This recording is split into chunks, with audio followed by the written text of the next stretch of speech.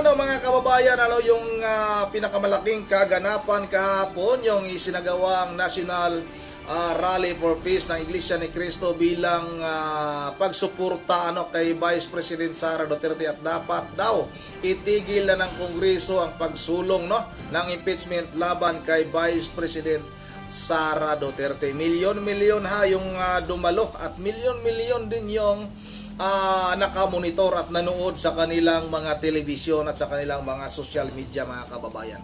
Kaya umani ito ng samot-saring mga kuminto. Isa na ditong nagkukuminto itong si political commentator Eve Hugalbot, mga kababayan, yung administrasyon na ito ay para na daw bibingka, apoy sa ilalim, apoy sa taas. Ibig sabihin, mga kababayan, malapit nang masunog. Mabuti sana kung hindi masunog itong administrasyong ito, kung ganun ang kalagayan ng administrasyong ito, na apoy sa ilalim, apoy sa taas, mga kababayan. Ang hirap na ng kalagayan ng administrasyong ito dahil nakita na nila yung suporta kay Vice President Sara Duterte, at alam ko na itong Kongreso ay nanginginig na ito sa takot, mga kababayan, nung nakita nila yung puwersa ng Iglesia ni Cristo. At hindi lang mga Iglesia ni Cristo ang dumalo kasama din yung mga ibang sektor ng ating lipunan. May mga Katoliko dyan, may mga nagkukomento pa dito sa ating YouTube channel na pag nag-rally din daw yung Katoliko, siguradong mas marami pa daw kaysa Iglesia ni Cristo. Ako Katoliko ako, hindi ako sasama kung halimbawa ang daming Katoliko nakakausap ko. Kung halimbawa lang magkakaroon pero malabo pa sa sabaw na pusit, dahil itong mga Katoliko na ito, wala naman tayong tawag nito, mga kababayan, yung pagkakaisa na katulad ng ibang religious group, katulad ng Iglesia ni Cristo at yung ano pa mang mga malalaking religious group diyan. Malabo pa sa sabaw ng pusit.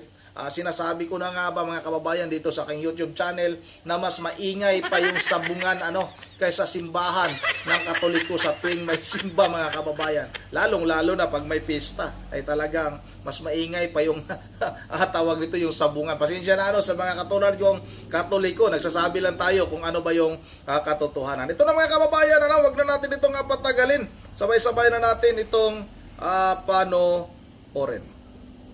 At ako po ay nagpapasalamat sa ginawang pagkilos ng INC as a religious organization na isinugal din ang kanilang reputasyon sa ginawa nila kanina.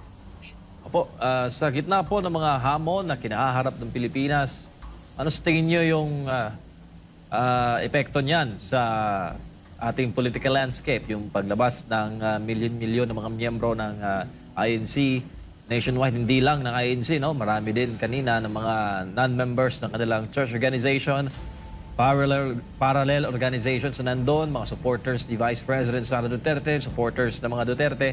Talagang hindi tinignan yung political and religious divide. Talagang nagkaisa para isigaw yung nagkakaisang tinig na maraming problema ang bayan, huwag politika ang inyong atupagin. Tama, MJ, and Admar, But we have to take into context na itong pagtitipon na ito was actually announced, I think the day after, December 4 ata, when the first of the 3 impeachment complaints was filed doon sa House of Representatives on December 3 ba yun, if I'm not mistaken. Therefore, nung inanunsyo ito at lagpas na nga isang buwan bago naganap nga ang itong rally na ito at malawakang pagkilos nga, at sabi mo na nga, not just involves the INC membership, but as well as parallel groups and like-minded individuals who are sick and tired of what is happening in this government. Therefore, ang tanong mo, anong implikasyon dito? Malaking implikasyon na ito sa tingin namin at sa tingin ko, MJ and Admar. Kasi nga, kung ang isang grupo katulad ng INC na is perceived to be anong tawag dito, a political force on its own merit, even if it's a religious organization, ay this is unprecedented kasi in our history. Ang INC kasi nagtitipon-tipon sila, yung mga malalaking pagtitipon nila they can muster enough warm bodies, no, to go up to 1 million. Ito nga kasi, ang nangyayari dito is 14 different locations simultaneously, no, ang ginawa nila, at kasama na nga ang iba't ibang mga mamamayan na walang kulay na religious, no, kundi ang common nila na saloobin. At yun na nga, no, binigkas mo na nga kanina, ang mas malalaki at malalalang problema ng ating bansa, imbis na ang paggawa ng itong political persecution, sabi nila, against the Dutertes.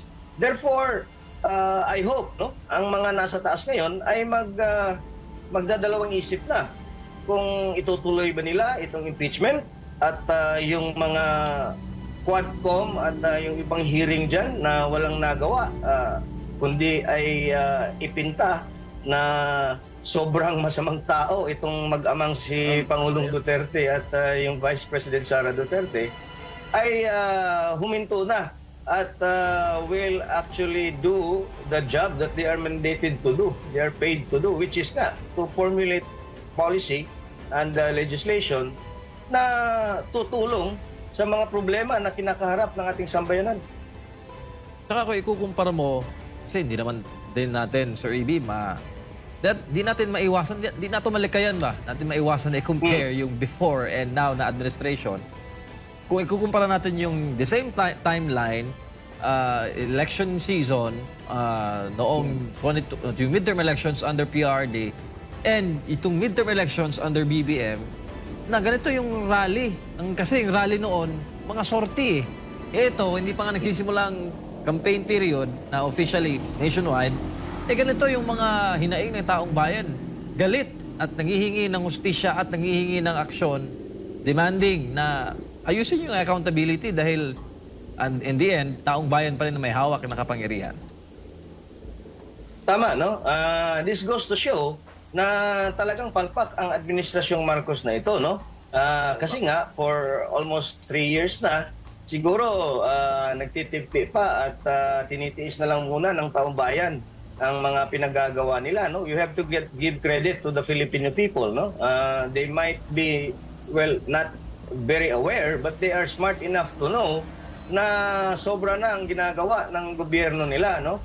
And this is actually a demonstration of that intelligence, no, of the Filipino voter na pumunta nga at lumabas kanina at pinakita sa kanilang gobyerno na we are actually the power behind your position. Kaming mga ordinaryong mamamayan, the real sovereign and the real power emanates from us. At yun na nga, ang sabi ko, I hope they will listen. At yun na nga, no, hindi natin maitatanggi na magkumpara talaga sa previous administration. Kasi nga, number one, ang tawag dyan is benchmarking eh. You have to have a point of reference in evaluating a new administration. And the most practical comparison would be the administration preceding it. In this case, yung administrasyon nga ni Pangulong Rodrigo Duterte. And in all metrics and in all measures, no, talagang palpak na palpak itong administrasyon ni Bongbong Marcos, no. Kaya nga almost 3 years na into his term ay nagpakita, no, nagparamdam na nga ang taong bayan. And I would think, no, na hindi ito'y umpisa lang, no, pagka hindi nakinig itong administrasyon na to sa hinaing ng mga tao. Po, gano'ng kalaking pressure, Sir A.B., yung ginawa ng pamahalaan sa KOJC for INC to stand up? Kasi hindi na issue dito yung if eh. Solved na tayo sa if. Nagawa na eh. The question now is when. Kailan nila gagawin yung ginawa sa KOJC na gagawin na nila sa INC? Takot sila sa ANC? Well, ang ano ko dyan, Admar, no, and MJ, is this, no? KOJC is a relatively young church, no? Unlike the INC, na is more than 100 years old, and their members are well entrenched, no? In the bureaucracy, in business, and in the academe, no? So they have the clout already, and I would think na they are going to think twice if they are going to do what they did to KOJC in June of last year.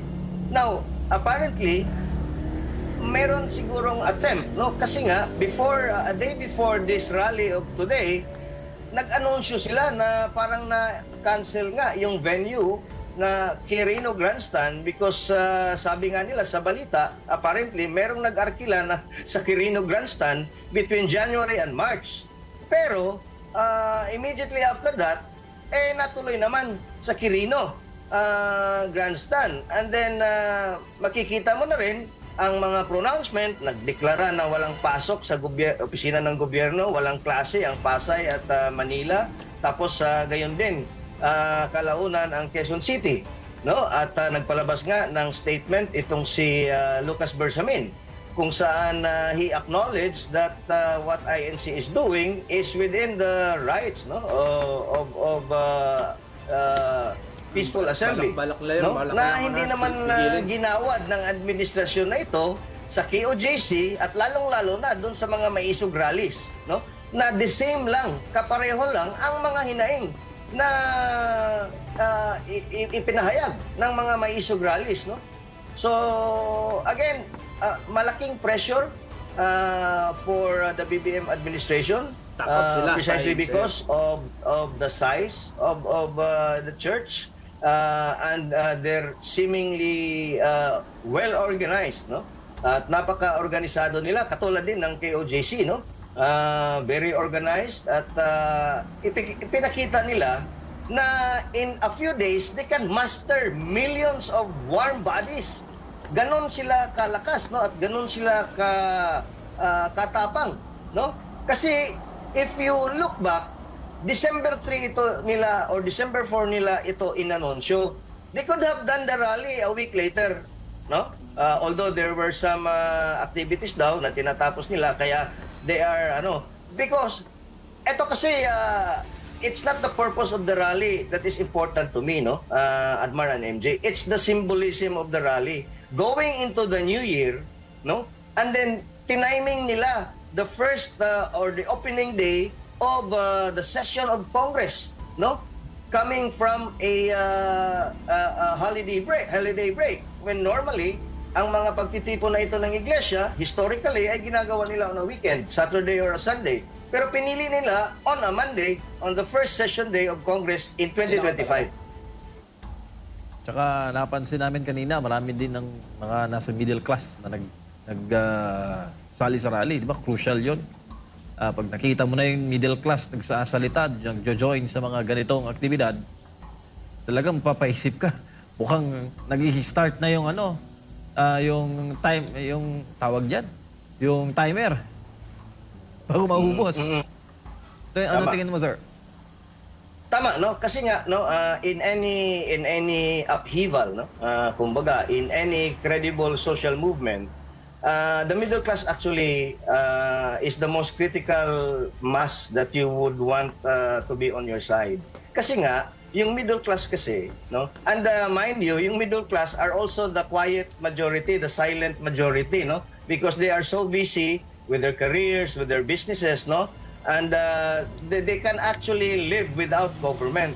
Pero if the middle class now feels, no, that they are being sidelined, number one, or being exploited by the powers that be, tatayo at lalabas na rin yan, no? Ang middle class na yan. And the middle class actually is the most powerful force in our society. They form the largest tax base, or the largest portion of our tax base, our income tax base. They generate almost 80 or 90% of all our employments and are in fact some of the smartest and the most important employees in the economy. So therefore, pagka yung middle class lang nag-alsa, talagang mapipilay at mapipilay. Not just your government, but the entire economy of a country pagka sila ang kumikilos na at nagsasalita. Sir EB, mayong gabi. Kapag magiging bulag, pipi at bingi itong pinatutungkulan niya dito na dapat na wag ituloy itong impeachment na ito dahil malaking problema sa kabuuan ng bansa na mangyayari. Ano ang possible na nakikita mo rito? Well, this is just an opinion, no? Based on our history and the history of some other countries na may kinukumpruntang ganitong problema at may mga mamamayan na tumayo, ano? At tumindig doon sa dapat panindigan nila. At ang tingin ko diyan, no, yung ginawa ng INC ngayon, again, it's the symbolism, no, that is important to me. Kasi sabi ko nga, this is just the beginning. Pag hindi sila nakinig, there is a big possibility that the second time INC calls for Hudyat pa lang yan. a gathering such as this, no? It will not be a so-called peaceful rally anymore. And kasi kung titingnan mo, kanina, no, ilang milyon ang nakinig. Lalong-lalo na doon sa talumpati ni Congressman Marcoleta. At doon inihayag niya ang mga nangyayari, ang totoong nangyayari, lalong-lalo na dyan sa Kamara. So, ang mga taong ito na nakikinig kanina ay magkukwento sa kanilang mga pamilya at mga kaibigan. Therefore, ang exponential effect of the awareness level after this rally will be tremendous. No? If those who attended collectively number around 2 million or 2.5 million at 4 members in each family, that would translate to about 10 million easily, no? And 15 million easily, no? So imagine if hindi mo pakikinggan ang ganun karaming tao at magmamarcha sila ng sabay-sabay sa buong parte ng ating kapuluan. That is a very scary proposition. I would think so. Sir EB, ano ba ang parang mensahe na ipinapakita nito? Kasi sinasabi nga na in support itong religious group na ito sa naging pahayag din ni Marcos Jr. na wag ituloy or hindi ituloy itong ang impeachment dito kay VP Sara. Ano ang pinapakita nito na parang tila hindi pinapakinggan? Kung di ako nagkakamali, meron pa yatang nakaumang na pang-apat na impeachment complaint laban sa pangalawang Pangulo. Tama, no? I think this is what pundits call a warning shot, no? A shot across the bow, no? Kumbaga sa barko, no? Sa Navy, no? Na magpa-fire ka ng isang warning shot, no? At kung titingnan mo, ang pinapakita dito ng Iglesia ni Cristo, they are not only capable of gathering in a very short amount of time millions of its members, not just its members, but any other Filipino who have who share their common grievances, no? And therefore ang magiging epekto niyan at ang magiging take-off point niyan, no? Halimbawa, dito sa Kongreso, would be to think twice. That's number one. Dito naman sa mga mamamayan, they are now more aware. Therefore, ang pressure niyan on the part of the House leadership and indirectly doon sa presidente mismo, no? Ay para na silang bibingka, no? They will be parang may apoy sa dalawang sa taas at sa baba, no? I think, no? Yun na ang nangyayari ngayon, no? Sa kanilang mga kuro-kuro siguro, no? Nakikita nyo rin po ba na itong mga politiko, mga individual, kasi nabanggit niya ni VP Sara na maraming mga nag-traitor din sa kanya. Hindi naging tunay na kaibigan. Ang nabanggit niya doon sa Japan, parang ang naging tunay na kaibigan niya yung taong bayan na sa mahabang panahon talagang hindi siya iniwan Yung iba, nakwento niya na 2016, makakilala na niya. Matagal na niyang naging kakilala kasi kabilang din siya sa mga sumuporta at nangampanya din mismo dito. Pero ito nga, parang naiwan siya sa ere. Maraming mga nag-trade. Nakikita mo ba na mag-iiba yung kanilang galaw dito sa pangyayaring ito ngayong araw, aktibidad ng INC? I would think so, no? Admar and MJ, kasi nga going back to your previous question, no? Ang INC was very clever, no? In framing the purpose of the rally, no? When they announced it, no? Ang sabi nila, this is in support of the position of President Bongbong Marcos, no? Against the impeachment of VP Sara Duterte. Sinusuportahan ng INC ang posisyon na yon ni BBM, no? So, kung titingnan mo, sino ba ang ultimate beneficiary pagka walang impeachment?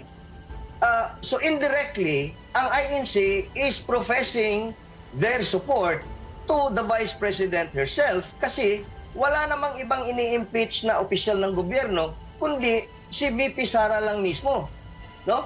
So, kung titingnan mo ang mga politiko kasi the political animals of this country, no, are very very shrewd, no.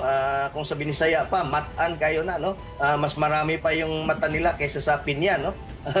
They are the ones, no, to exploit the bandwagon effect, no, na talagang inherent na sa Philippine culture, no.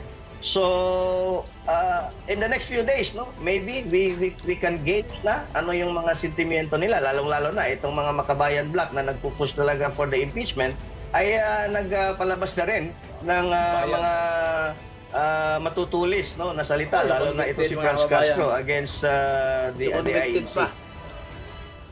Bago lang si partner MJ, ibinalita rin or nagganap din ngayong araw yung pagbakante or pagtanggal mismo sa pwesto ng APRO chair ng Kamara na si Congressman Ko. Nakikita mo ba may kaugnayan itong mga ganap ngayon dito sa development na ito? Well, dalawa ang teorya ko dyan, no, Admar and MJ, no, mga kababayan, no. It's either scripted na ito, no, or this was an effect, no, to appease the millions of people na lumabas nga kanina, no. Because if you think about it, no, Zaldico already has done his job, I mean, no, in wrangling and twisting the three budgets in 2023, 2024, especially now for 2025, para magatasan nga nila ang kaban ng bayan, lalong-lalo na dito sa upcoming national and local elections in May of this year, no? So, para bang okay, tapos ka na, Zaldi, no? Approve na yung 2025, laylo ka muna kasi mainit ka, no? Anyway, pag I'm sure mananalo ka, gagawin ka na namang appropriations chairman after the election in May, no? That's one theory, no? The second theory is maybe, no, this is a PR job, no? Ang tawag diyan is parang pamatay sunog nga, no? It's a consolation to the amount of heat, no, na being subjected, no, itong ang leadership ng administrasyon na ito, no? At para bang alay nila, inalay nila yung ulo ni Zaldico, no, on a silver platter, no. In fact, it's a ceramic platter ata, no, kasi this reeks of parang it's too little too late, no, kumbaga, no.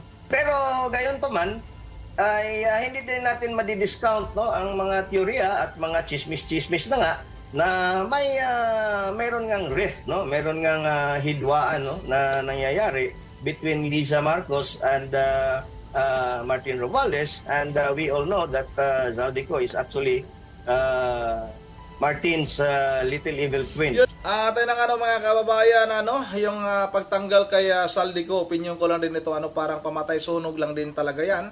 Para nga sabihin ng taong bayan, dahil nga nakikita ng administrasyong Marcos na ito na talagang galit na yung taong bayan, lalong-lalo na sa nangyari nga na pambansang budget ngayong 2025 mga kababayan. Talagang napaka lantaran na yung korupsyon Kaya itong si Saldico, tama nga, itong si Eve Hugalbot mga kababayan, pamatay sunog lang para sabihin na nakinig yung administrasyong ito sa hinaing ng taong bayan. At isa pa itong ginawa nga ng INC, itong yung hudyat mga kababayan, kung hindi makikinig itong administrasyong ito, itong kongreso na ito, na itigil na yung pagsulong ng impeachment laban kay Vice President Sara Duterte, dahil halata naman, kitang-kita naman na pamumulitika lang talaga yan, baka magkaroon pa ng pangalawang rally at hindi na mapayapa yung susunod na pagtitipo ng Iglesia ni Cristo at yung taong bayan, baka talagang talagang yung mapangahas na rally ang gagawin mga kababayan. Dapat matakot na itong kongreso, itong administrasyong ito, dahil nakikita na nila yung pirsa ng Iglesia ni Cristo at pirsa ng taong bayan.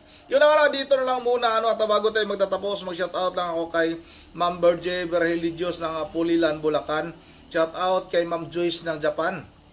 Shout out kay Leticia Daragusa. Shout out kay Romil Lachico. Shout out kay Gino Santos. Shout out kay Reniboy Rosel. Shout out kay RG Kapukin. Shout out kay Jose Garcia.